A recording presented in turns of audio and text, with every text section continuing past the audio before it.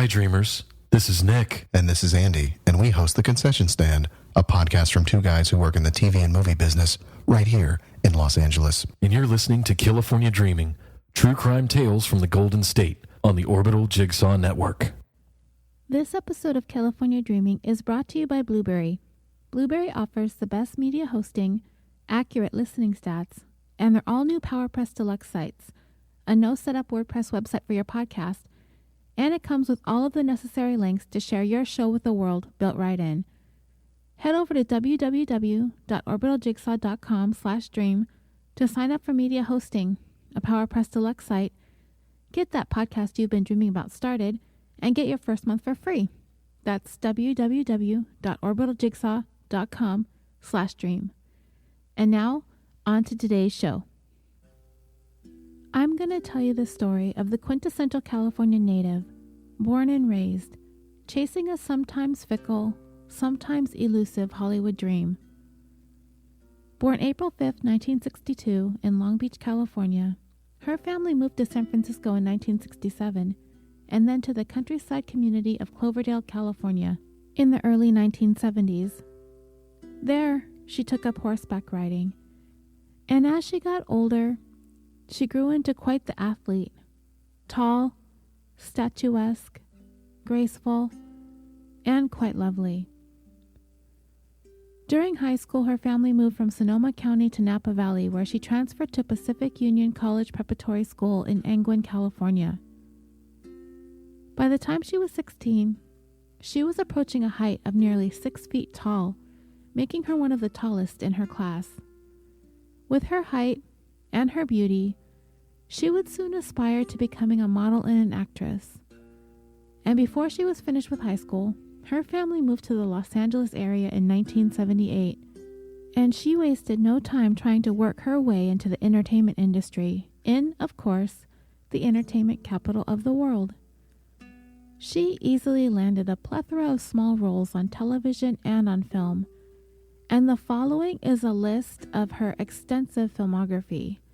And this is only a partial list. This isn't even all of it.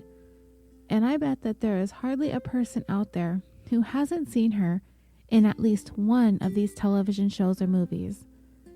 She had roles in Fast Times at Ridgemont High, Three's Company, Chips, Happy Days, Hill Street Blues, Laverne and Shirley, Fantasy Island, Scarface, The Jeffersons, The New Mike Hammer, Riptide, Knight Rider, Who's the Boss, The A-Team, Amazing Stories, The Love Boat, Amazon Women on the Moon, It's a Living, Wizards of the Lost Kingdom, Night Court, Silk Stockings, Land's End, Vice Girls, Another 9.5 Weeks, Little Man on Campus, Black Scorpion, and of course, the role she might be best known for, the one for which I titled this episode, 1985's The Barbarian Queen, her first starring role.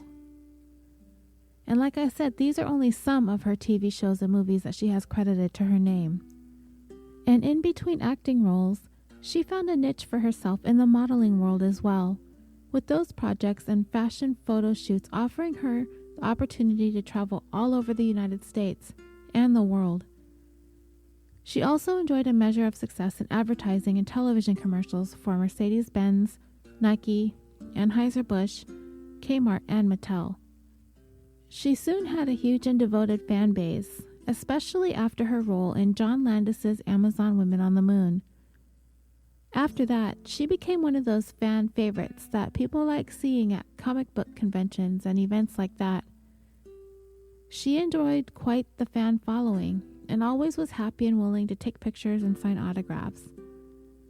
On her family's website, she is described as having a gigantic personality, with a ready smile and a quick wit. She was friendly, outgoing, spiritual, kind, genuine, charming, charismatically captivating. A truly unforgettable force of a human being. She took up residence in the beachside community of Venice, California, but always kept close to her family. And as I said in the beginning, she was quite the quintessential California native, enjoying strolls along the boardwalks, bike rides, and of course, time with her family whenever she could. But as the world moved into the 90s and into the new millennium, her career never really reached any further than B movies. By the time she was approaching her 40s, she was hanging on to a waning career in Hollywood by a thread. And despite the fact that she was scraping by, she was making a living out of it, and she never, ever, ever let her status as a B movie actress bring her down. She never stopped trying to boost her career. She was constantly working. She was constantly networking. She never turned on the devotion of her fan base. She tried working in theater. She tried stand-up comedy. And through all of the ups and downs, she was always that stunning blonde that stood head and shoulders over everyone else in a room. When she was around, everyone knew it, and she never stopped. In the industry, she was always searching for that one job, that one role, that one that would be her breakout role. But for her, it would remain elusive. So, when you're in Hollywood and you're looking for that next big thing, you still gotta pay the bills. And this is what led her to taking a part-time job as a hostess at the House of Blues in West Hollywood, California. And it would be there that she would meet a man whom, once she found out who he was, thought maybe that he might be able to elevate her career to the next level. As it would turn out, his career had its shares of ups and downs as well. But he was, at one time, one of the most sought-after, prolific music producers of all time. Despite his diminutive stature, he was often a larger-than-life figure. Having been known to be somewhat reclusive in his later years, he still enjoyed the Hollywood nightlife, and everywhere he went, he was highly respected and treated like royalty. And that is precisely what brought him to the House of Blues on that evening of February 3rd, 2003, where the tall, beautiful blonde hostess caught his eye. Once she figured out who he was, she made sure that he was well taken care of for the rest of the evening at her table. She figured maybe this guy could give her waning career the jump start it desperately needed. What she didn't know, what she could not have possibly seen coming, was this man seated at her table at the House of Blues that night would indeed make her a household name, but not in the way she could have ever expected. In today's episode of California Dreaming, the tale of the Barbarian Queen. Lana Clarkson was working the velvet rope at the House of Blues VIP lounge, the Foundation Room, when Phil Spector arrived sometime after 1 a.m. He had been making the social rounds at some of his favorite haunts beginning around 7 p.m. on Sunday, February 2nd, 2003. His first stop was at a swanky Beverly Hills restaurant called The Grill on the Alley. He met his first date there that evening. They had dinner, and afterwards, Spector had his driver, Adriano D'Souza, take her home. Remember Adriano. He has an important role later on in this story. After she was dropped off, Spector doubled back to the Grill on the Alley to pick up a server who had agreed to go out with him after her shift was over. Together, they headed over to Trader Vic's, where they had some drinks. Afterwards, Spector and his date headed over to an Italian restaurant called Dantana's. This is another Hollywood hotspot for celebrities, a place where they like to hang out and be seen. They again had drinks there until Spector decided it was time for him to make his final appearance of the night at the House of Blues in West Hollywood. He arrived there with a little less than an hour to go until closing time, which was 2 a.m. He was immediately taken with a beautiful blonde working the entrance of the Foundation Room, Lana. When Spector got there, he had already been drinking for several hours, and he had also been taking some prescription medications as well. And when Lana saw him arrive at the VIP room, she had no idea who this guy was. He was kind of a short man, and if you've seen pictures of Spector, you've seen him sporting quite a fluffy hairstyle, which was actually a wig. He wore his hair like that in an effort to boost his height. And not only did Lana not know who this man was, she actually made the faux pas of addressing him as ma'am when she told him that he wasn't invited into the foundation room. It didn't help that he was wearing a women's blazer either. And when Lana turned Spector away from entering the VIP area, he became very irate. I imagine him saying the usual stuff when a celebrity feels wronged or insulted, something like, "Do you know who I am?" kind of stuff. And to be honest, listeners, in Lana's defense, when all of this went down 15 years ago, I didn't know who Phil Spector was either. Luckily, another hostess stepped in and explained to Lana that Mr. Spector was a very important person, and he needed to be very well taken care of when he's there. Lana was really embarrassed, as well as nervous, so she spent the rest of the evening trying to make it up to Spector by making sure she spoiled him with lots of attention, and he enjoyed her company very, very much. He asked Lana to join him for a drink, and she asked if she could, but you know the answer was a firm no. You just can't drink with customers when you're working the bar. So Lana continued showering Spector with attention all the way up until closing time.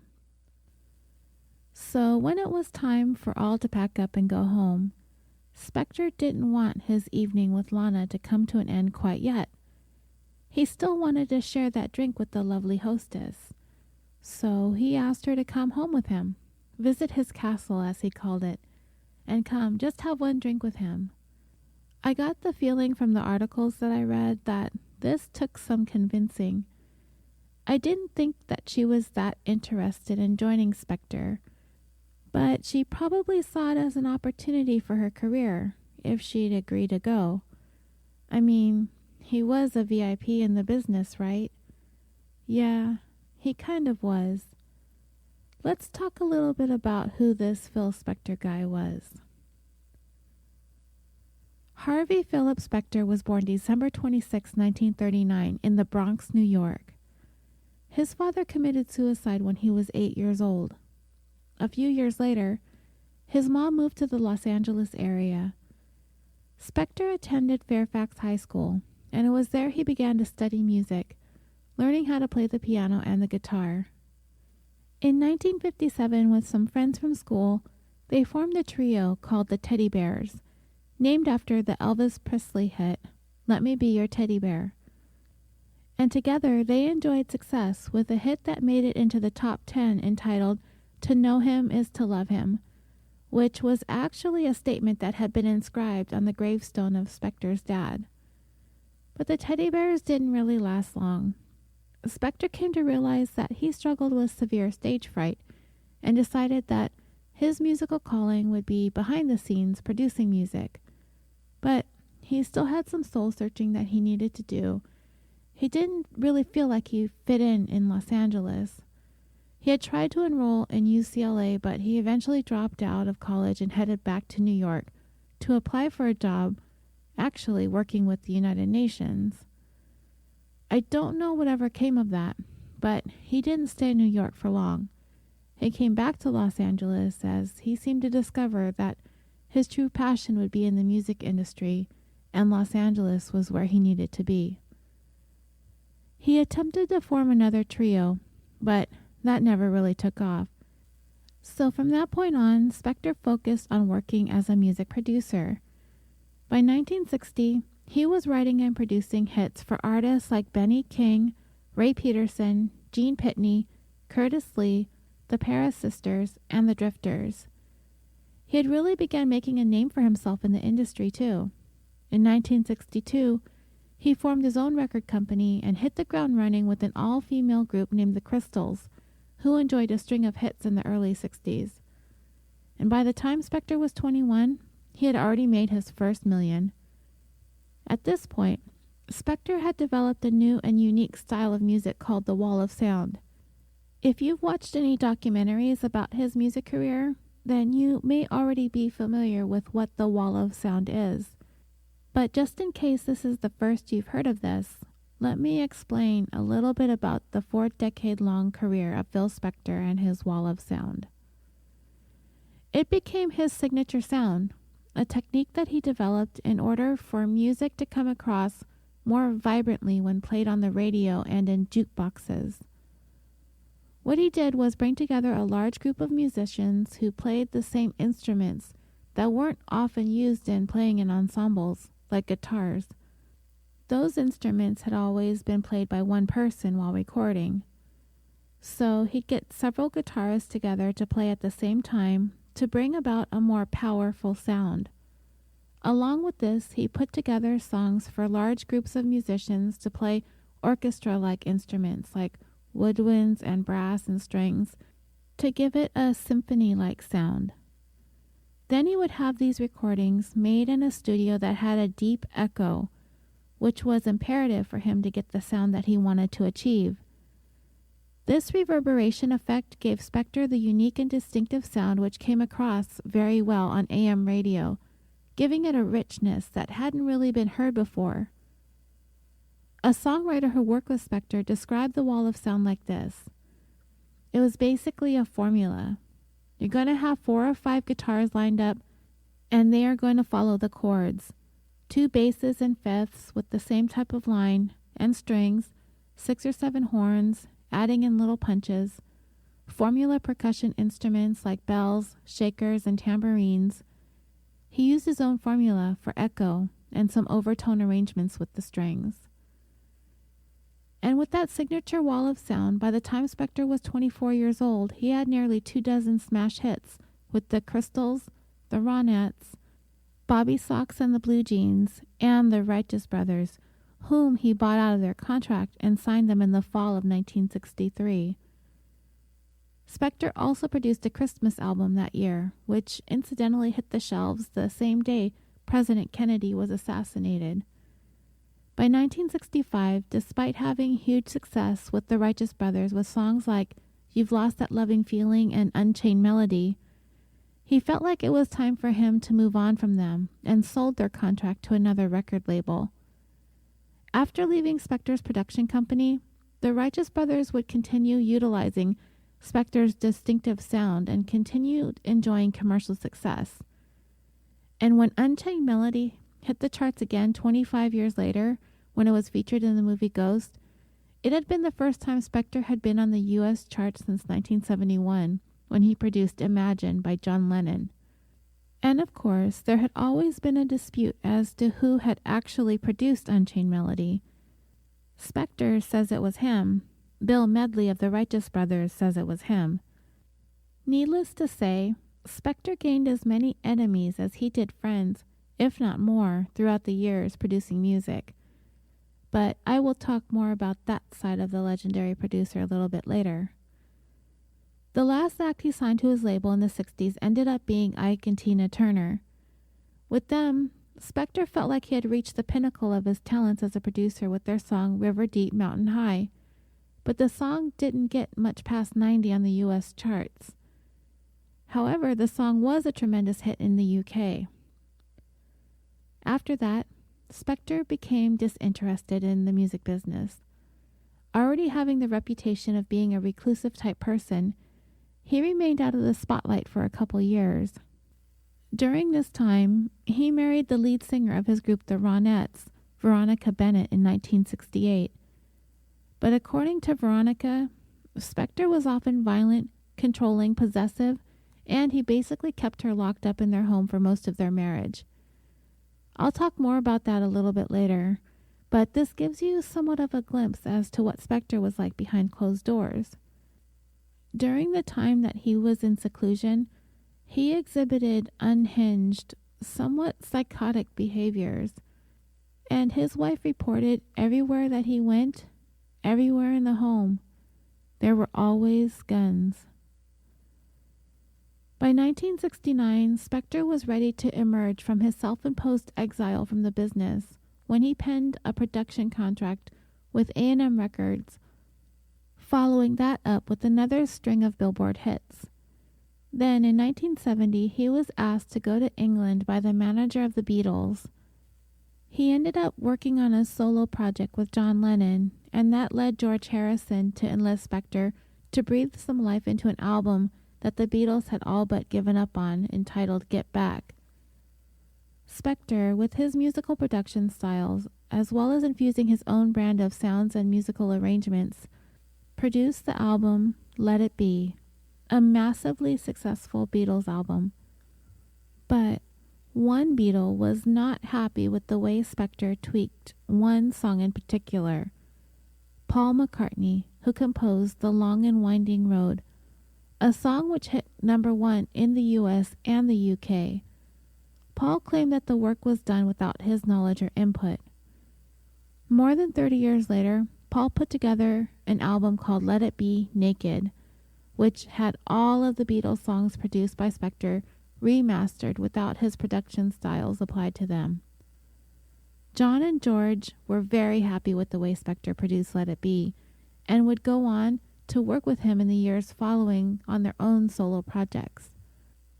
As Spector carried on into the 1970s with another string of hits, along with some not so well received albums, he started becoming reclusive again. According to a Spector biographer, the reason that happened is because Spector was actually almost killed in a car accident on the evening of March 31st, 1974, in which he was ejected from the vehicle through the windshield. He was near death at the scene and was rushed to UCLA Medical Center. He had suffered some very serious head injuries and was in surgery for many hours. He ended up requiring more than 300 stitches to his face and another 400 to the back of his head. And it was because of this accident and the head wounds that he had suffered that Spector began wearing wigs. And for the rest of the 1970s, Spector's career as a producer seemed to fizzle out with records and singles that enjoyed little to moderate commercial success. With the exception of his best-known hits being re-released as a compilation album in the late 1970s, most of his work was out of circulation in the United States. As the 1970s wound down, Spector returned yet again to produce an album with Leonard Cohen, which did not go over well with Cohen fans who loved his acoustic sound and did not like Spector's wall of sound. And Cohen came to find that he didn't like it either. The two clashed when attempting to put the album together. In 1979, Spector produced an album with the Ramones, but their fans reacted much in the same way Leonard Cohen fans reacted. They just didn't like the commercial sound, accusing the Ramones of selling out for radio success. But that Ramones album would bring about some of their best-known and most successful songs. And then there were more rumors about Spector's odd and violent behavior, even one that spread about him having pulled a gun on some of the band members of the Ramones during a recording session. Many years later, the drummer of the Ramones confirmed that Spector did carry a gun and that he had a license to carry one, but they weren't ever really held hostage or anything. I will talk more about Phil Spector's history of gunplay a little bit later in the episode. So anyway, Phil Spector was inducted into the Rock and Roll Hall of Fame in 1989. In 1995, he emerged once again to produce an album with Celine Dion, but he ended up bowing out of the project, unable to really work well with Celine's management team. After that, Spector began to slowly unravel, finding himself mired in legal battles and controversy up until 2003. And if the name Phil Spector wasn't familiar to you before then, it was about to be. So back to that night at the House of Blues.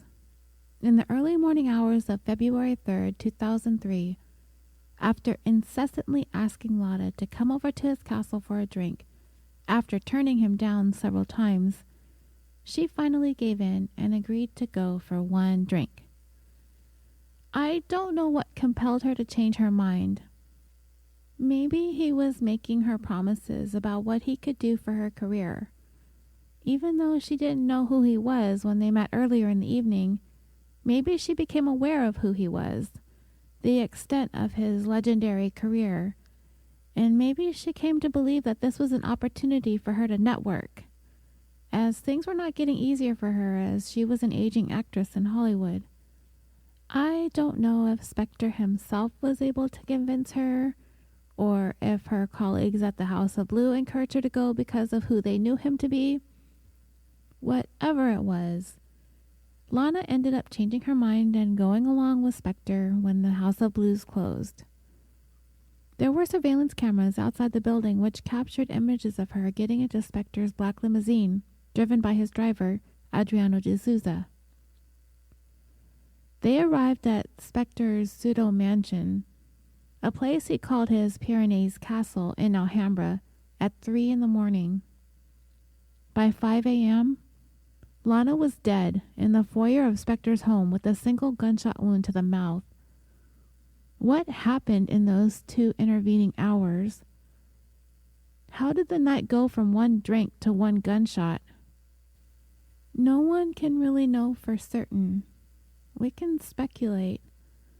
We can infer from the physical and forensic evidence at the scene. We can take what driver Adriano had to say, but he was outside the home when the shooting occurred. But he did see and hear plenty. We can take Spector's word for it, but I don't know how much that's really worth. However, we can't take Lana's, because she, the only other person in the room at the time this all happened, was dead. His driver, Adriano, was waiting outside by the limo, waiting to give Lana a ride home when they were done inside. But she never exited the house. He heard a pop, and soon Spector emerged through the door. He had a gun in his hand and blood on his clothing, and he said to Adriano, "I think I killed somebody." Adriano looked past Spector and into the foyer, and he saw Lana's lifeless body slumped in a chair, legs sprawled out in front of her, with blood coming from her mouth. He asked Spector what had happened, to which Spector answered with nothing but a shrug. Later, Adriano was challenged on what he had heard come from Spector when he emerged from the home, supposedly saying, "I think I killed someone." But in a moment like that, with the questionable command of the English language or not, I think a statement such as that one would be something seared into one's memory forever. Adriano made the 911 call shortly after 5 a.m. He attempted to call Spector's personal assistant, Michelle Blaine, first in order to try and get the address of the home, but she didn't answer. He had left her an ominous voicemail. It said, Michelle, it's Adriano. Michelle, you have to come to Mr. Phillips' house. I think he killed a lady. Please call me back. I'm going to call the police right now." When Michelle got the message later that morning, because she had left her phone in the car, kind of an unusual move for her because she'd basically been on call for Spector 24/7, she did not believe what she was hearing on her voicemail. So after attempting to call Michelle, Adriano dialed 911. In a nervous and shaky voice, he said, "Hi, it's my name's Adriano. I'm Philip Spector's driver. I think my boss killed somebody. Please, can you send a car?" The operator asked, "And why do you believe he may have killed somebody?" Adriano answered, "Because he has a lady on the floor and he have a gun in his hand." His voice quivered and he stammered over his words as they tumbled out. His call had actually gone to the California Highway Patrol 911 dispatch, so he was transferred to the Alhambra Police Department, at which time he had to recount his story again. And with his Brazilian accent difficult to understand, he could be heard becoming increasingly upset and frustrated, not to mention afraid of what might happen next as he is standing at the end of the driveway, looking for the address of the home in order to let the operator know where to go. Police arrived at Spector's Alhambra mansion at 5:10 a.m. and found Lana Clarkson dead of a single gunshot wound to the mouth, and the gun was next to Lana's leg on the ground. Phil was standing there, staring at Lana with his hands in his pockets. Police immediately ordered Spector, who was reeking of alcohol still, to take his hands out of his pockets, but he refused. He became verbally combative and belligerent, and he ended up having to be tased and handcuffed by Alhambra police. He was placed under arrest and brought to the police station to be interrogated, an interrogation which was laden with profanity, where he continued to rant and argue with police, all the while berating Lana. I'm going to read you the transcripts of his interrogation because, well, I find it to be quite interesting. And it might be kind of choppy because I'm going to have to edit out some of the foul language. Officer Pineda was the one who interrogated Spector. He told him that he has been arrested for murder. Spector says, "Well, of whom?" Officer Pineda said, "Okay, well, that's the thing we want to figure out." And there begins Spector's ranting. He said, "This is the most bizarre nonsense, and this is absurd. This is absolutely absurd." They then start talking about getting a hold of Spector's attorney, who is Robert Shapiro, former O.J. Simpson attorney from his trial 8 years earlier for the murders of his ex-wife and Ron Goldman. Spector said, "I want him down here. I'm going to make you fucking people pay for this. This is bullshit. This is nonsense. You people had me here for 6 fucking hours, maybe 9 hours, and you have me locked up like some god turd in some piece of shit. And you treat me, and then while this person eats shit and farts, and you have me jerking around, and when somebody comes over to my fucking house who pretends to be security at the House of Blues and comes over to my house, remember, I own the House of Blues, where this lady pretended to work, okay? And then she just blows her fucking head open in my house and then comes and then you people come around and arrest me and bang the shit out of my fucking ass and beat the shit out of me, and then you pretend to arrest me and pretend like you're fucking Alhambra. And the mayor of Alhambra wants me to have Bono come and sing at the anniversary of bullshit. This is nonsense. This is absolute fucking nonsense. I don't know what the lady, what her problem is, but she wasn't a security at the House of Blues, and she is a piece of... I don't know what her problem was, but she certainly had no right to come to my fucking and blow her open and a murder. What the is wrong with you people? Officer Pineda tried to interject, saying, "Tell you what I'm going to do." But Spector cut him off, saying, "Yeah, I'll tell you what I'm going to do. I'm going to be somebody's going to pay for the fucking... I've been locked up for the last 12 fucking hours, and you people come into my house, rummage through my house, and you tie me down like a pig, and you know while somebody's dying there, and you know, and it scared the shit out of everybody while somebody commits suicide. I just want to get the fuck here. Charge me with murder? This." Spector's bail was set at $1 million. He made bail and went with his assistant to hide out at the Hotel Bel Air while his home was still being processed as a crime scene for the next week. After his home was finished being searched for evidence, Spector returned to live there while he was on bail, awaiting the ruling by the coroner. In the meantime, he was giving interviews and speaking to the media, telling anyone who would listen that Lana committed suicide in his home and that she kissed the gun before she pulled the trigger, even going so far as to saying disparaging things about her and her career. Lana, as I described earlier, was not really a household name, but she did have somewhat of a cult following. Her career was kind of on the skids by the time she met Spector that evening at the House of Blues. At the end of 2001, Lana had suffered a fall and she actually broke both of her wrists. And that really put the brakes on her acting career because of a number of surgeries she had to have in order to fix her injuries. Her friends did acknowledge that being down with these broken wrists was very difficult for Lana to cope with. She sometimes seemed sad and depressed by the ordeal. And this is what would be at the center of Spector's defense, if and when the time came, that Lana was despondent over a floundering career, that she was in a depressed state of mind the night that she met Spector, and that she decided to end it all in that moment.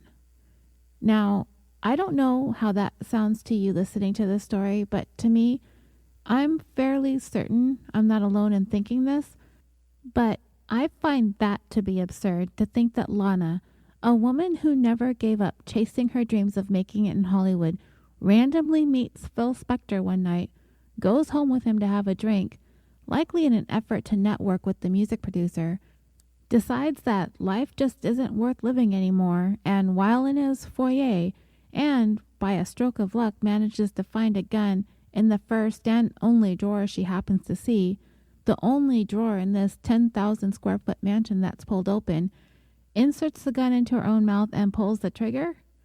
Is that possible? Well, to be completely honest, yes, it is a possibility, but is it enough of a possibility to raise a reasonable amount of doubt? It might just be, but the forensic investigation and the blood splatter evidence will tell a different story. On September 22nd, 2003, the Los Angeles County coroner ruled that Lana Clarkson's death was in fact a homicide. And with that ruling, on November 20th, 2003, Phil Spector was officially charged with murder, the latest in a string of celebrities to be prosecuted in Los Angeles, many of them acquitted of some pretty serious charges. Snoop Dogg was charged with murder in 1993 and acquitted in 1996. O.J. Simpson was charged with murder in 1994 and acquitted in 1995. Robert Blake was charged with murder in 2002 and acquitted in 2005. That's a story that we told in episode 6 and 7 in case you missed it. And this is where Spector finds himself as well at the end of 2003, charged with the murder of Lana Clarkson. Spector, while awaiting trial for murder in that giant hilltop castle in Alhambra, grew increasingly more frustrated and angry, especially at the negative press that he was receiving in the media. He attempted to reach out to some of his old contacts, several famous people as well, in an effort to build an army of supporters for himself. But, as you can imagine, nobody with any sense wanted to be associated with Spector in any way, shape, or form at that time. Completely understandable, right? But Spector didn't get it. He didn't understand why his friends were unwilling to reach out to him and get behind him. He grew more upset with the perceived betrayal. These people he thought were his friends completely turned on him. I really can't imagine that, having shut himself in that mansion for the past 15 years, that he had been regularly networking with anyone in the entertainment industry very much. He lived in his own little world where he could be the emperor of everything. That is exactly what those years leading up to the shooting death of Lana were like. So, with no friends on his side, and the media, to him, spinning the story way out of control, making him out to be some sort of maniacal person, Spector came up with this master plan of his to get his side of the story out there himself. In March of 2005, he had his assistant, Michelle, build a website for him, and he was going to use that platform to film himself making his own statements about what happened that night Lana died in his home. There are 2 videos I found on YouTube, and if you want to watch them, you can search them under the title Wall of Guilt. But I will tell you what he said in both videos, and some of it is repetitive. In the first one, Spector is wearing kind of a nice gray suit, and in it he says, "I'm Phil Spector, and I've been accused of the most heinous crime that one can be accused of, and I'm here to dispel some of the incredible rumors that have come out about me and the act that took place in my home, which is a castle. The evening in question when the incident took place and we called for the paramedics, Instead of the paramedics showing up, the police showed up and negotiated with me for 45 minutes before they came into the house, but no paramedics came to help the injured party who had administered a self-inflicted wound. Then, after about 45 minutes, while the injured party could have possibly been saved from dying because nobody knows what her condition was, alive or dead, the police decided not to enter the house as human beings to protect and serve, but rather as animals, drunken animals, if you will, because I do not know that they were not drunk. Because all I know is they came in here barnstorming like stormtroopers and overwhelmed me physically, between 12 and 16 of them from the Alhambra Police Department, and knocked me down, broke my nose, gave me 2 black eyes, cracked my spine, all of which received medical attention afterwards, and I have the medical documents to back this all up. And they did not feel that that was sufficient. They tasered me with 50,000 volts of electricity. And there was a dying woman there which needed medical attention, and there was still no paramedics. Yet we called for the paramedics. Did you take Mr. Spector? No? Why? Duh. You know. I mean, those are the answers you get. You can indict. The district attorney can indict a ham sandwich, only there's more meat on a ham sandwich. The only women who have come forward that have said anything that had to testify under oath were the ones of the grand jury, and they lied. I can prove they lied by simply asking them to take a polygraph test. If they want to take a polygraph test and the others who have come forward since were not asked to testify under oath, they just made statements to the DA. There's about 10 or 11 of them total. I'll show them how to make money. Here's a check for $10,000. And at this point in the video, Spector is holding up a signed check for $10,000 pointed at the camera. The fingernail from the deceased thumbnail, which was her trigger finger, was capped off because she pulled the trigger with it, and it was a false fingernail, and it came off, so half of it fell off onto the floor, and the other half, both halves split and fell on the floor. Apparently, Robert Shapiro said that he had half, and the police said that they had the other half. And now Robert Shapiro says, I don't have the other half because that's obstruction of justice and he can go to jail for that. So he's denied, and I fired him. I had been out to dinner at the Grill. I had been to another restaurant, Dantana's, and then I stopped by the House of Blues close to closing time. And for all to say that Phil Spector could never have done this, he could never have stand up to shoot a girl in the mouth with a gun. Where's my history of this? How come in the last 40 years you've never heard stories about me pointing guns in women's mouths and blowing their heads open and shooting women? How come only after this Lana Clarkson incident did all of this stuff come out? I have been functioning fine as a human being. And that's where the first video cuts off. In the second video, he's dressed much more casually in a Hawaiian shirt, kind of looking like he's on vacation rather under indictment for murder. In this video, he said, Hi, for those of you who don't know who I am, I'm Phil Spector. This is not a usual circumstance for me to sit here and talk under these conditions, but it has come time for me to bring out certain circumstances that have been brought to light and that have not been brought to light about an incident that happened in my home on February 3rd, 2003. And a great deal of misinformation that has come out in the media. I invited the police in, and all of this is documented. It's in the police report. They negotiated again as to whether or not to come in or not to come in. They finally, after 45 minutes and addressing in no way, shape, or form the injured party or showing any concern for myself, decided to come in, but not as normal people. They rushed the house, proceeded to knock me over, cracked my nose, and deviated the septum, gave me a deviated septum, which I've had medical attention for, and cracked my spine. They knocked me unconscious and then proceeded to taser me with 50,000 volts of electricity, which didn't take the first time, which I wouldn't know because I was unconscious. And they proceeded to taser me with 50,000 volts of electricity again. This is documented in the police report of record. I cannot make this up because it's public record, and you can go to the files of the Alhambra Police Department and get this, or the District Attorney of Los Angeles and get this information for yourself.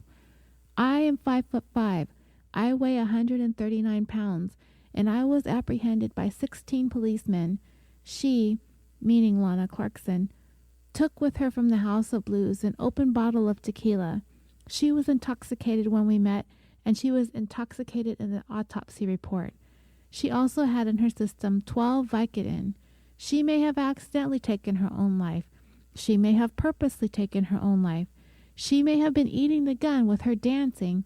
She may have been doing anything. I don't know why, when, how, or where, in what circumstance she may have taken her own life, whether she planned it or not. It's not my responsibility to know that. In every famous crime trial, what is the most important thing one has to have important to be found guilty of any crime? That is motive. Now, what was her motive for taking her own life? I don't know, and I don't really care. Somebody comes to your house and takes their own life, and you're put on trial, and that's the way it's happened, and for 2 years, nobody has come to my defense. I've lost my reputation. I've lost all my friends. With what amount of friends I had to begin with, I can't work. Nobody asks me for my autograph for the right reasons. Everybody stares at me. How do you know that I invited the police in and they tasered me and beat me up and they broke my nose and cracked my spine? How do you know that? It's in the record, but nobody seeks to bring it out. Now let's talk about the grand jury indictment. And these women who have come forward and testified that I did things against them, not one of them, not one of all the ones that have come forward that you've read about in the newspaper, ever, ever filed a police report against me. Now, if somebody went on a date with you, pulled a gun, pointed it at your head, that's a felony, number one. You don't call the police. And if you do call the police, they don't arrest you or arrest him for sure and put him in handcuffs and take him off to jail. Where's the police report against me? Where's the felony charges against me? Pointing a gun at somebody's head is a felony, a misdemeanor at least, and you get taken off to jail. And in any case, where any of them said that there was a wound inflicted upon them, there's no ambulance, there's no paramedic report, there's no hospital report. It's all pure and simple bullshit. And that's what it is. And here, if these people are in it for the money, and he holds up a check to the camera again, that any of these women that have come forward to the grand jury, any of them can get $100,000 right now. All you got to do is pass a polygraph test. That's it. That Bruce Cutler will give them a polygraph test and they can earn $100,000 if they can pass it. It's a signed check for $100,000. There are about 10, 11, 12 women, so that's a lot of money, and that's what they can earn. $100,000 if they can pass a polygraph test to support their testimony. Here's your chance to make money. And that's basically the gist of the videos. He's kind of rambling, kind of discombobulated. And I'll tell you more about the women who have come forward in a little bit when we get to the trials. And yes, that's plural, trials. All the while, the Los Angeles District Attorney's Office lead prosecutor on the case, Alan Jackson, was getting ready to take Phil Spector to trial for the second-degree murder of Lana Clarkson. And he is very well aware of the challenges of trying a celebrity defendant in Los Angeles. They always seemingly somehow tend to get off. But this prosecutor was determined to make sure that he would get justice for Lana and for her family. He had a passion for this case, and he wasn't going to let the fact that Spector was an iconic music producer get in the way of that. And not only was Spector a celebrity, he was quite eccentric as well, which seemed to feed the media interest in this case even more. All of the celebrities surrounding him, all the friends that he supposedly had, all his fancy attorneys, all the money that he throws around, all the colorful suits, the crazy hair, none of that was going to distract the prosecutor from doing his job. He was convinced that he had a solid case for murder. To him, this was no accident, and this was no suicide. Now, maybe Spector hadn't planned on the evening ending like this. It certainly didn't seem like a planned event anyway, this shooting death of Lana, which is why the charges against Spector only rose to the level of second-degree murder rather than first-degree. And making the case even more complicated, through some manipulative tactics of his own, by hiring and firing of different attorneys, Spector has managed to cause a number of delays in the looming trial. His trial finally commenced on March 19, 2007, more than 4 years after Lana was shot to death in the foyer of Spector's home. Not only was the prosecutor going to show the jury a pattern of violent history involving guns, he was also going to prove his case against Spector by using the physical evidence found at the scene of the shooting. But there was and has been a great deal of emphasis placed on Spector's history of using guns to control people. Let's talk about that for a few minutes. The picture that had been painted of the Rock and Roll Hall of Famer, the man now accused of shoving a loaded pistol into the mouth of Lana Clarkson and pulling the trigger. He is said to have a, quote, rich history of violence involving guns. Where did this all start? It's said that his need to always carry a gun and kept several of them in his home at all times began early. Spector had claimed that way back in 1958, while he was on tour with his first group that he was a part of, the Teddy Bears, that he was confronted in a restroom by 4 attackers. He was kind of a scrawny and small man, and he wasn't able to defend himself. I don't know why he was attacked by these men, but Spector claims they urinated on him in that restroom, and from that day forward, he always carried a weapon, and he always surrounded himself with bodyguards. By the 1970s, having a gun was essential for Spector. It was an extension of him, and it made him powerful. He was a man who needed to be in control all the time. He also used guns to not only intimidate the women in his life, but also the musicians that he worked with through the years. One incident involved John Lennon.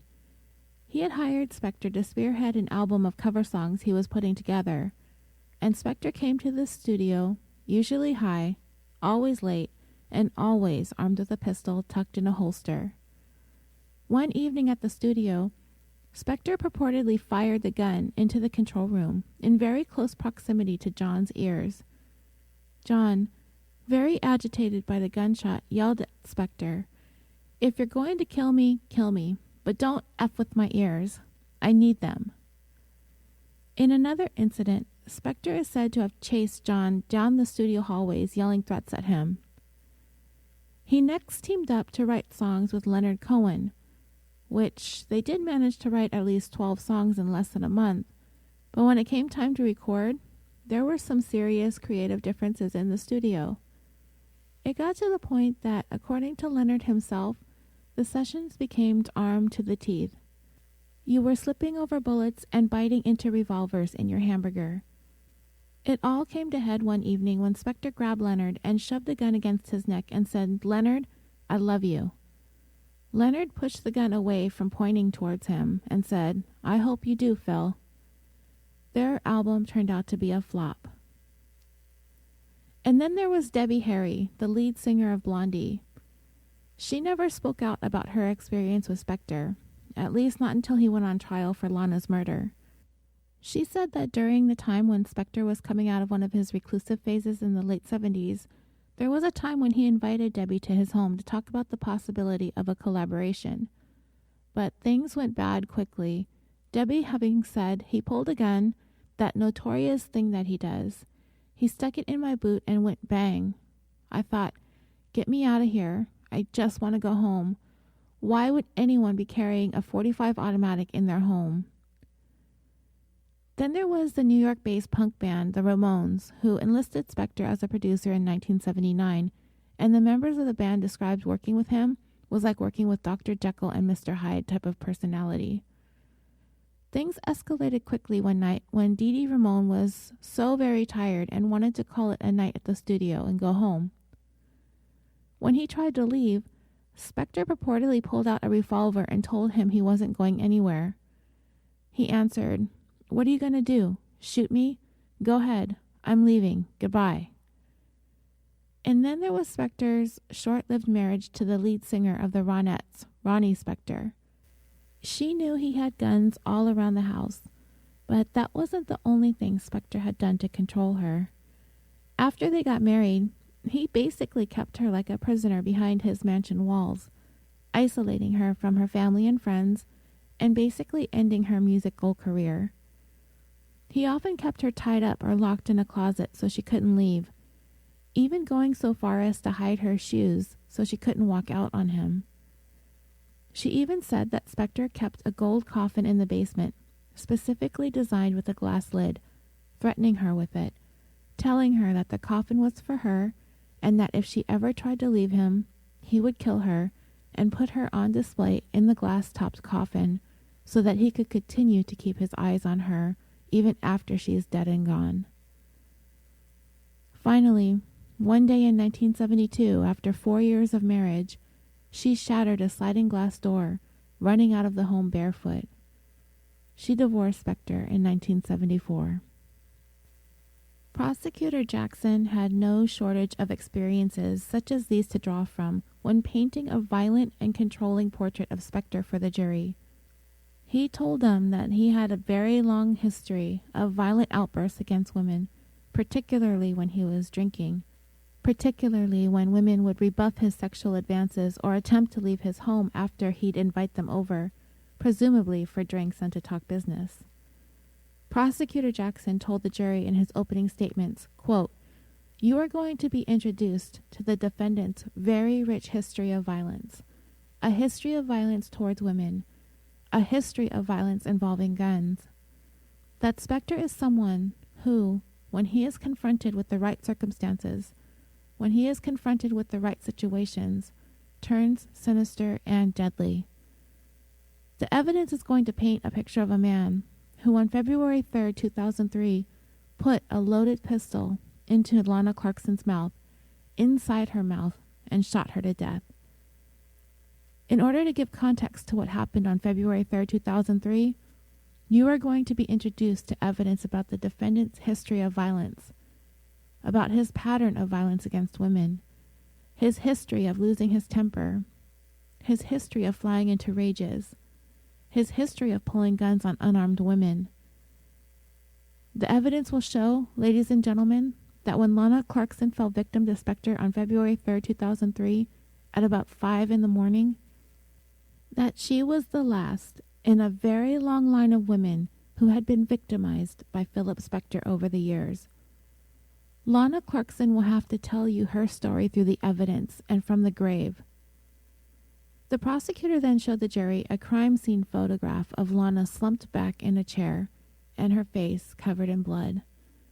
These images are available on Google, and if you search Lana Clarkson's name, they will come up in the results. So, be warned, they're really graphic. The prosecutor told the jury that they would bring to the courtroom to testify a host of female witnesses who would tell them how they had been threatened in the past by a drunken Phil Spector, with guns held to their heads when they tried to part ways with him. And that's exactly what happened. 4 women testified on behalf of the prosecution. One was a personal manager for comedian Joan Rivers. One was a professional photographer. One was a personal assistant to Spector. And one was a woman he had once dated. A one-time girlfriend testified that Spector held a gun to her head on 2 separate occasions several decades earlier.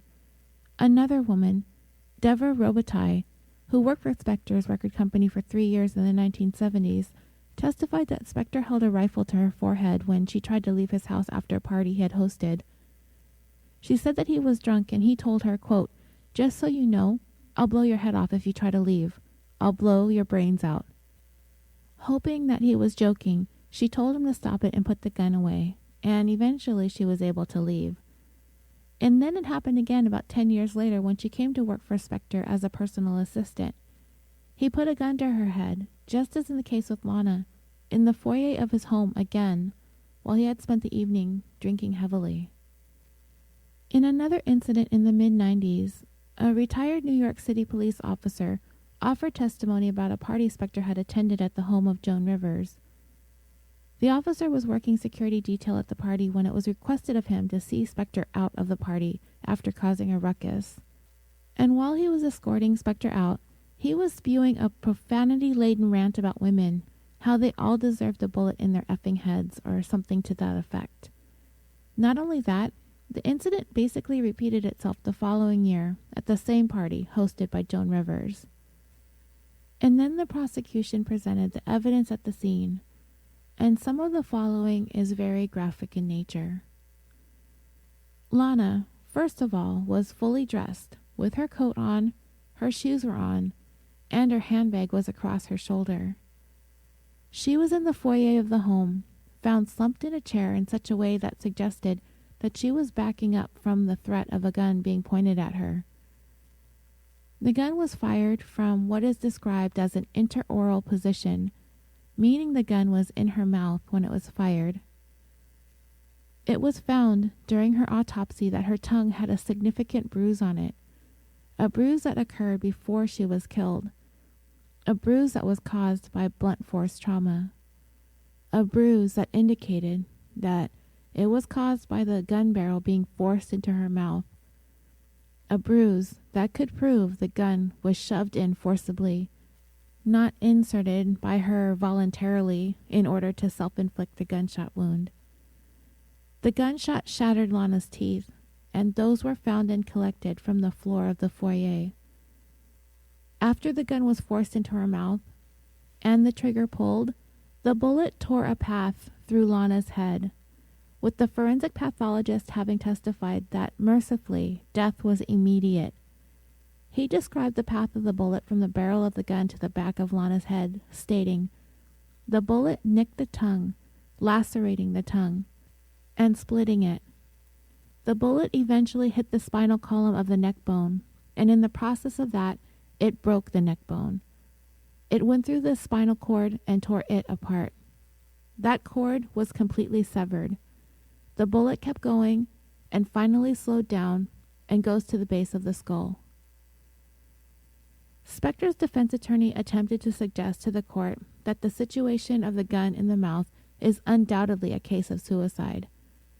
But the forensic pathologist said that most self-inflicted gunshot wounds are usually in the temple.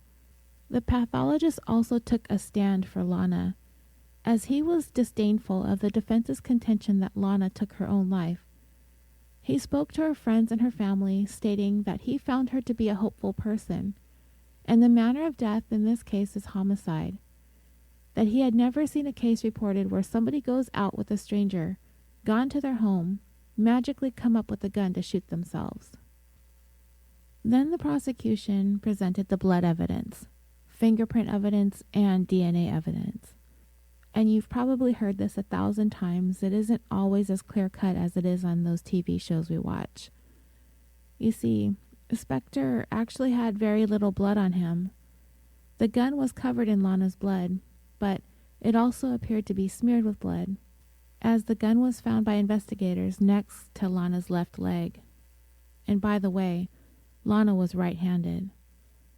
So the smears on the gun indicated that there had been an attempt to wipe the gun down. 18 small flecks of blood splatter were found on a coat that belonged to Spector, found hanging up in a closet, which indicated that he was in very close proximity to Lana when the shots were fired, as those 18 small flecks of blood were Lana's. Lana did have gunshot residue on her hands, but that gunshot residue can occur even if you aren't actually holding the weapon. Just being close to the weapon when it's discharged is enough. Lana did have fresh bruises and injuries on her arms and wrists, indicating that she did put up somewhat of a fight, and that would explain how gunshot residue got onto her hands. I could see her trying to fight and pull that gun away from her face as it was being fired, leaving that residue on her skin. The jury was also shown pictures of Lana at the crime scene and also her autopsy photos.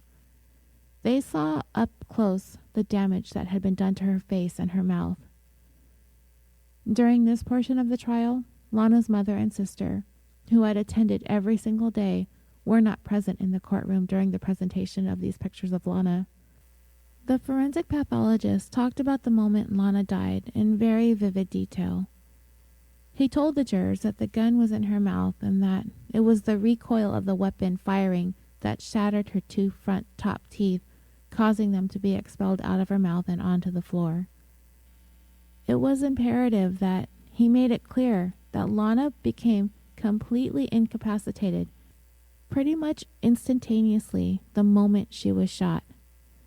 He said the bullet traveled through her head, severed her spine, and resulted in immediate death. He said, quote, "She's going to lose consciousness.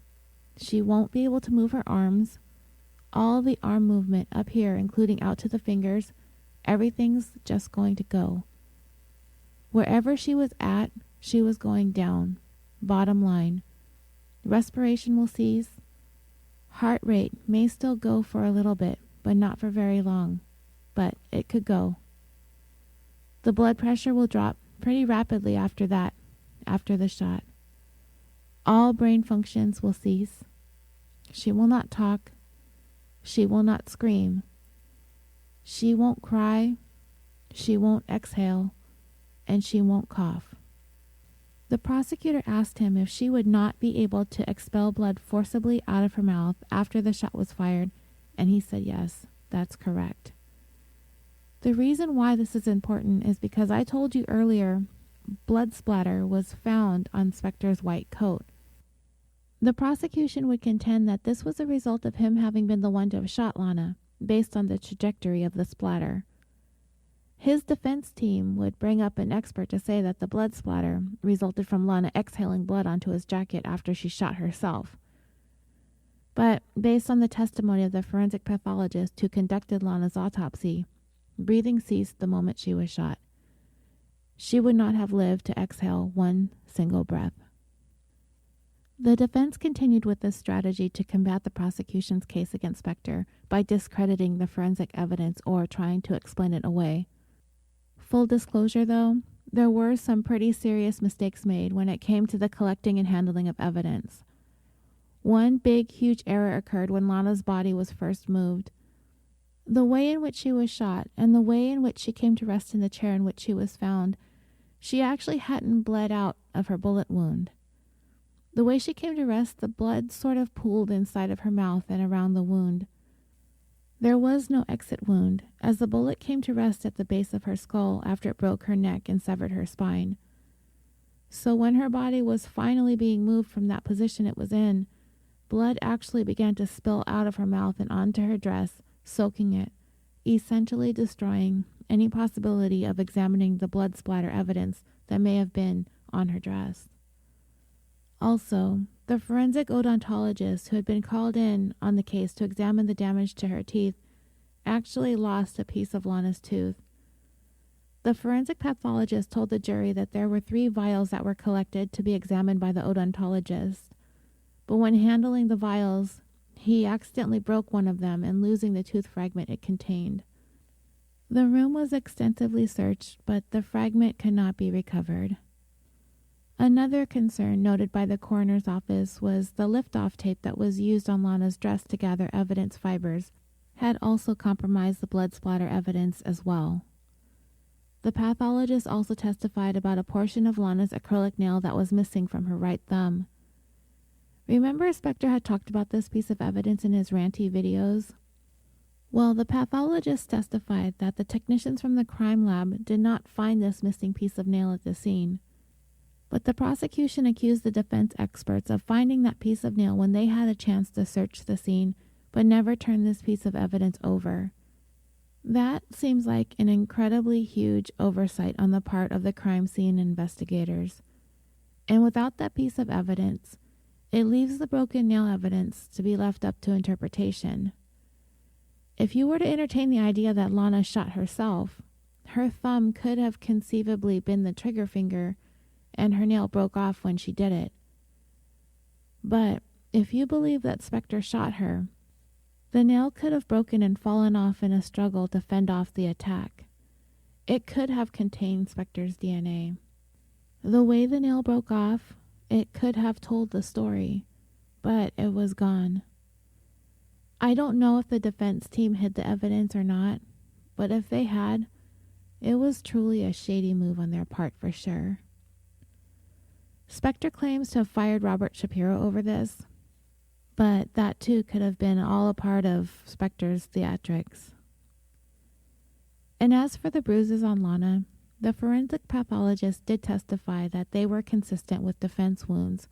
However, he could not be certain how old the bruises were. He also conceded that it was noted in one of Lana's medical reports from her primary care physician that she had been prone to bruising easily. And then there was the DNA and fingerprint evidence. Spector's DNA was not found on the gun or on any of the bullets remaining in the revolver. However, the gun was covered by a large amount of blood that came from Lana, and hers was the only DNA found on the gun. But the prosecution experts testified that it was possible for there to have been other DNA present, but it was overwhelmed by the amounts of DNA from the blood that covered the gun that came from the victim, making any other DNA on the weapon undetectable. In other words, if there was DNA on the gun that belonged to anyone else, it was essentially washed away when Lana's blood splashed onto the weapon. And the same goes for the fingerprints. No fingerprints were found on the weapon, but this too was also explained by experts that stated that the smooth surface of the gun is not always conducive of retaining fingerprints on the surface. The blood on the gun was also smeared, which seemed to indicate that the gun was handled after it was shot, after it was bled on, which meant that Lana could not have been able to handle or manipulate the gun any further since she died instantly. The gun was handled after she was shot, and if you remember the testimony of Adriano de Souza, he saw Spector emerging from the home with the gun and blood on it, saying, "I think I just killed somebody." Spector's DNA was found on Lana's left breast, and traces of Lana's DNA were found on Spector's genital area. His DNA was found on one of 2 empty glasses that were next to an empty bottle of tequila in the home. The other glass contained Lana's DNA. This led to the conclusion that the two did share drinks and had a minimal amount of intimate contact. But there were no traces of semen or any signs that a sexual assault had occurred. None of Spector's DNA was found under Lana's fingernails. So the lack of his DNA on the gun, on the bullets, or under her nails somewhat bolstered the defense's contention that Lana did this to herself. They also bolstered this theory by dragging Lana and her reputation through the mud by describing her as a washed-up has-been of an actress who was just done with life. But Lana had no shortage of friends and supporters who spoke up for her and told of the lovely woman who so many people cared for, and the prosecutor was one of them. After 5 months of testimony in his closing argument, he aggressively attacked the defense Spector's attorneys brought to the courtroom. He accused them of using Spector's money to sway scientific evidence in their favor, and he heavily criticized them for the disparaging remarks they made about Lana and her reputation, stating, "Lana Clarkson, through the evidence in this case, has suffered and endured something that no human being should ever have to endure. She's been murdered twice. She was murdered once on February 3rd, 2003 by Phil Spector when he put a gun in her mouth and that gun went off. And her character has been assassinated over the last 4 months through the presentation of the defense evidence, attempting to paint her in a way that simply wasn't true." And of the defense team, the prosecutor said, "They've presented a checkbook defense. You hire enough lawyers to hire enough experts. If you pay someone enough money, you can get them to wear a tutu in court. You can get them to say just about anything in court. And I want to say, can you trust this defense? You have to ask yourself, is the evidence they're presenting trustworthy or an effort at manipulation?" He asked the jurors to be there for Lana, to go with her as she left the House of Blues that night with Phil Spector. After she had reluctantly agreed to go home with him, he said to the jury, "If you could say but one thing to Lana Clarkson in that parking lot, what would you say? You'd lean over and you'd whisper, 'Don't go. Don't go.' You'd simply say, 'Lana, don't go.' And the reason you would say that is because you know something that she did not know. You know the real Phil Spector. You know in your heart of hearts that he is responsible for her death, that he killed her."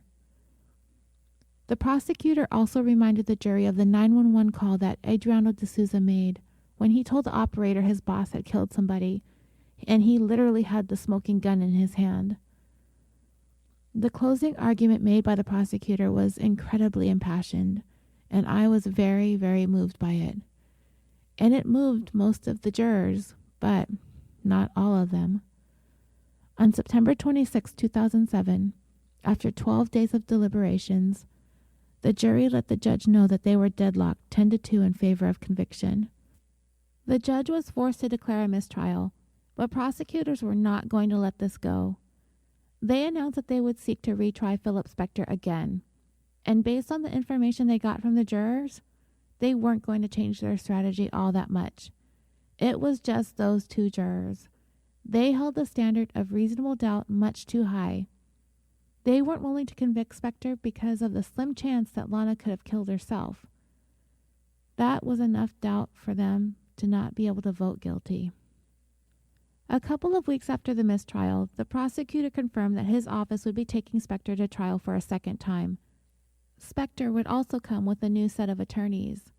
A year later, on October 29, 2008, the second trial began, and this time it wasn't going to be televised, and the prosecution pretty much kept the same presentation of their case. 5 months later, on March 23, 2009, both sides presented their closing arguments and handed the case over to the jury. Almost 3 weeks later, on April 13, 2009, the jury convicted the by then 69-year-old of the second-degree murder of Lana Clarkson. He was sentenced to 19 years to life in prison, 15 years for the murder, and 4 years for using a firearm in the commission of a crime.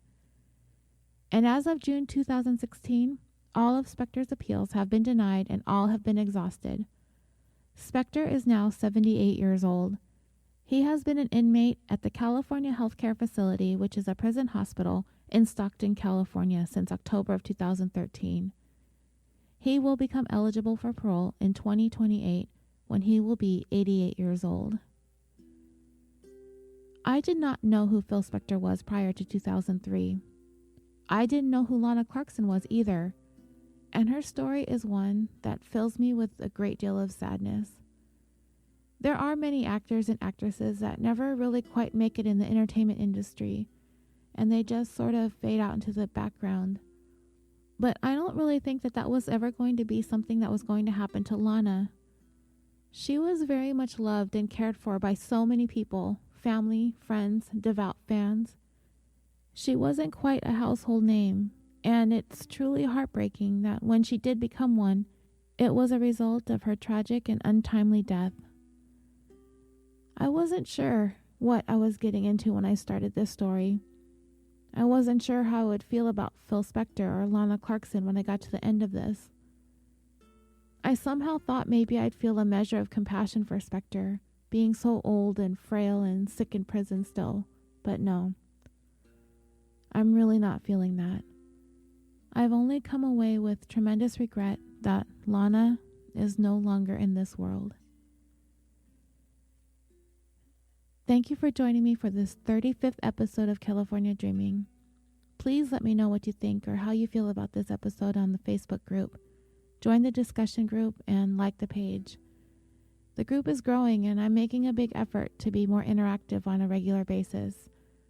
I can't tell you how deep I tend to delve into these stories, and sometimes I forget to check in with you guys on Facebook, Twitter, and Instagram. But I promise I'm working at getting better at that. I'd like to thank all of you who have recently joined in supporting California Dreaming on Patreon. If you've been a supporter, don't worry. I will mail one of my new buttons out to all of you. And for new supporters, you will get one too, along with some of the other perks I've given out. For as little as $1 a month, you can gain access to exclusive content, sometimes an early release, and of course, all the giveaways I have for you guys. So if you love the show and you want to see it grow, and maybe someday I'll be able to do this full time, then visit the Patreon page. There are tier levels for everyone. Also, I have a Twitter giveaway thing that I'm doing right now. I believe the tweet is pinned to the top of my Twitter page. All you have to do is retweet that pinned tweet and be entered into my drawing that I'm having on March 31st, which will be the 25th anniversary of the death of actor and California native Brandon Lee. I do have a Patreon episode up about his life, career, and untimely death, which I will be releasing at midnight on the 31st for everyone else to have access to. And I will announce the winner of my Twitter drawing to receive a gift from me, so don't forget to retweet. California Dreaming has found a home on the Orbital Jigsaw Network. We have joined forces with an amazing group of podcast shows and hosts, including The Concession Stand, Busted Wide Open, Super Nerds UK, The Dirty Bits, Historium, Is This Adulting, 41 Owned, Film Roast, and we have some new shows that are in the works, hopefully coming to you soon. You can find us all on www.orbitaljigsaw.com, and you know what else? We have also launched the Orbital Jigsaw Audience Facebook group. All of us from Orbital Jigsaw are there, along with a bunch of other hosts from your favorite shows and some of our biggest and best podcast listeners and fans. It's more than just talking about our shows, but rather, it's an interactive group where we share ideas, articles, and news about all things podcast and social media related, and much more. It's a fun place to get new ideas and share your experiences both as a host and a listener, and find out what's working and what doesn't. It's a supportive, inclusive, drama-free group. Search Orbital Jigsaw Audience, spelled PODIENCE, and request to join. You can also find links to the Orbital Jigsaw Network merchandise store. You can get your California Dreaming t-shirt, mug, phone case, tote bag, and more. Every purchase supports the creation of this show. And before I let you go, I have a couple of promos to play for you guys. 2 shows that you might enjoy. One from Lainey and her show, True Crime Fan Club, and one from Based on a True Crime. Take a listen. Hi, I'm Lainey, host of the True Crime Fan Club podcast. If you're a true crime addict like I am, then my show is for you. I'll peel back the curtain and give you a glimpse into the life and crimes of some of the most demented minds. Check out the episode Broken Bonds and listen to a brother reveal a deeply held secret. Or hear about the day that the heavy metal community will never forget in the episode Dime Bag. These episodes are just a sample of our catalog, so you have plenty to binge. Just search for True Crime Fan Club Podcast and any podcatcher. You won't want to miss an episode. I'm Chelsea, and I love true crime. And I'm David, and I love horror movies. And we co-host Based on a True Crime, a podcast where we discuss the real cases that inspired some of the most gruesome crimes and criminals to grace the big and small screens. You can find us on Apple Podcasts, Stitcher, and Google Play if you're interested in hearing the true stories behind some really great movies, including In Cold Blood, The Town That Dreaded Sundown, and Murder by Numbers. So grab some popcorn, with extra fake butter topping of course, and join us as we explore just how much of the movies that kept you awake at night are real.